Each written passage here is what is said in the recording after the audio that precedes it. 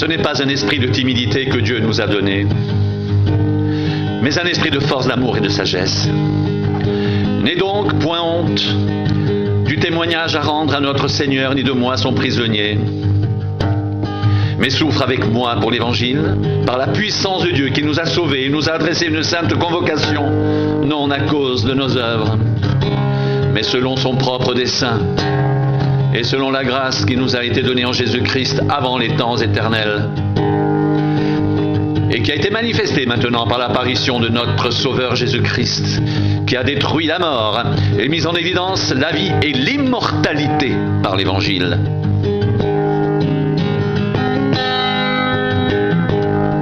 C'est pour cet Évangile que j'ai été établi prédicateur et apôtre, chargé d'instruire les païens. Et c'est à cause de cela que je souffre ces choses. Mais je n'en ai point honte, car je sais en qui j'ai cru, et je suis persuadé qu'il a la puissance de garder mon dépôt jusqu'à ce jour-là.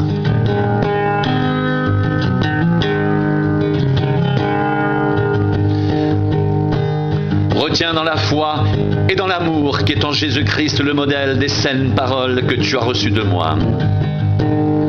Garde le bon dépôt par le Saint-Esprit qui habite en nous.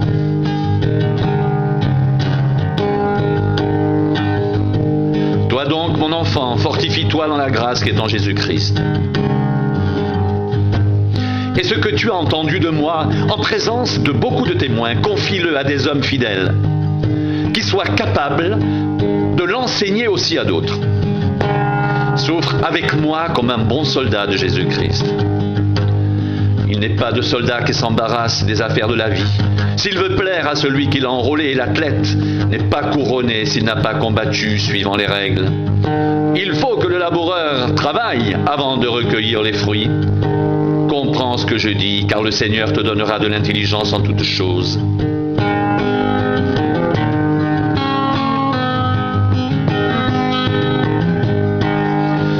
Souviens-toi de Jésus-Christ, issu de la postérité de David, ressuscité des morts selon mon évangile, pour lequel je souffre jusqu'à être lié comme un malfaiteur. Mais la parole de Dieu n'est pas liée. C'est pourquoi je supporte tout à cause des élus, afin qu'eux aussi obtiennent le salut qui est en Jésus-Christ, avec la gloire éternelle. Cette parole est certaine. Si nous sommes morts avec lui, nous vivrons aussi avec lui. Si nous persévérons, nous régnerons aussi avec lui. Si nous le renions, lui aussi nous reniera. Si nous sommes infidèles, il demeure fidèle, car il ne peut se renier lui-même.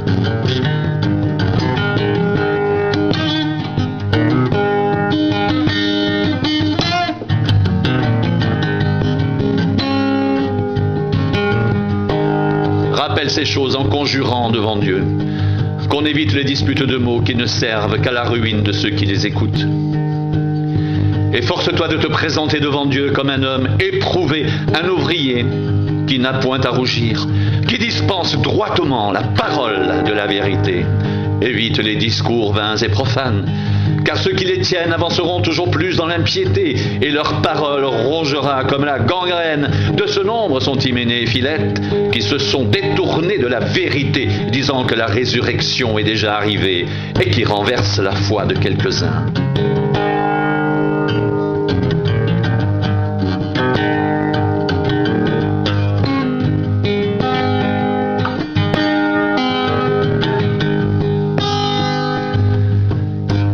Néanmoins, le solide fondement de Dieu reste debout.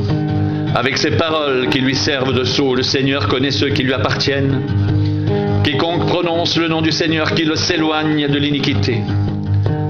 Dans une grande maison, il n'y a pas seulement des vases d'or et d'argent, mais il y a aussi des vases de bois et de terre.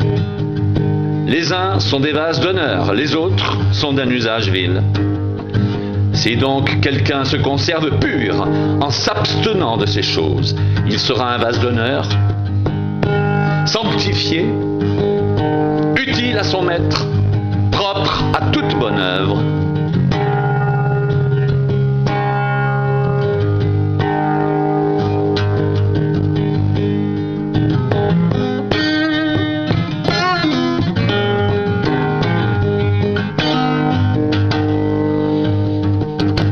Ce n'est pas un esprit de timidité que Dieu nous nous a donné, mais un esprit de force, d'amour et de sagesse.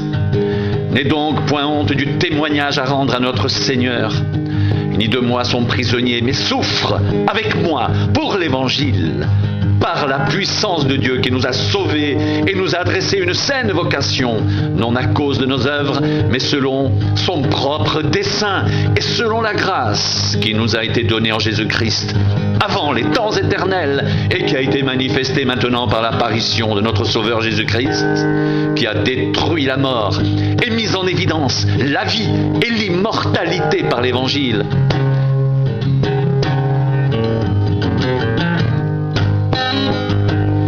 C'est pour cet évangile que j'ai été établi, prédicateur et apôtre, chargé d'instruire les païens, et c'est à cause de cela que je souffre ces choses, mais je n'en ai point honte. Car je sais en qui j'ai cru, et je suis persuadé qu'il a la puissance de garder mon dépôt jusqu'à ce jour-là. Retiens dans la foi et dans l'amour qu'est en Jésus-Christ le modèle des saines paroles que tu as reçues de moi. Garde le bon dépôt par le Saint-Esprit qui habite en nous.